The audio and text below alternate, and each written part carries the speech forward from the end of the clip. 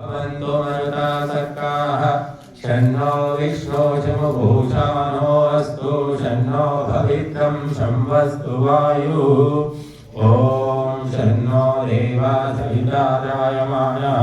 शन्नो भवन्तु शसो विभातीः शन्नापच्यन्यो भवतु प्रजाभ्यः शन्ना क्षेत्रस्य वतिरस्तु शम्भुः ॐ शन्नो देवा विश्वदेवा भवन्तु शं सरस्वती साधिभिरस्तु शमभिषाचा शमुरालिषाचा शन्नो दिव्याः वाभिवाः शन्नो अप्याः ॐ शन्ना सद्यस्सवतयो भवन्तु शन्नो अर्वन्ता शमुसन्तु गावः शन्नरुभवा सुकृता सुहस्ताः शन्नो भवन्तु पितरो हवेषु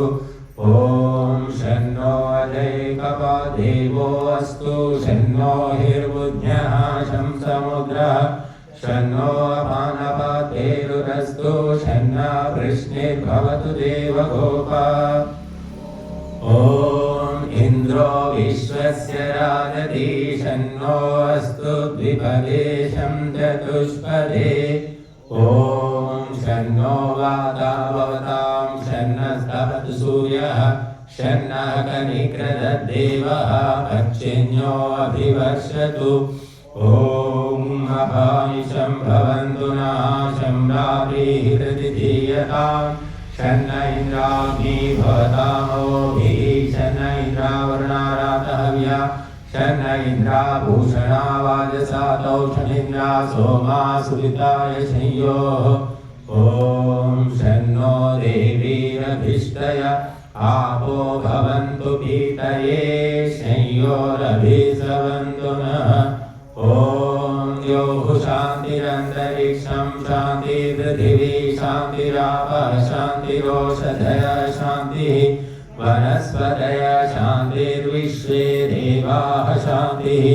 ब्रह्म शान्तिः सर्वं शान्तिः शान्तिरेव शान्तिः सामा शान्तिरेधि ॐ तच्चक्षुर्देवहितं पुरस्तात् शुक्रमुच्चरत् पश्येम शरदाशतं जीवेम शरदाशतं शृणुयाम शरदाशतं प्रब्रवाम शरदाशतं अधीनाः स्याम शरदाशतं भूयश्च शरदाशता ॐ यज्ञाकृतो दूरमुदैति दैवं तत्सुप्तस्य तथैवैति दूरङ्गमं ज्योतिषां ज्योतिरेकं तन्मे मनः शिवसङ्कल्पमस्तु ॐ येन कर्माणि अपसो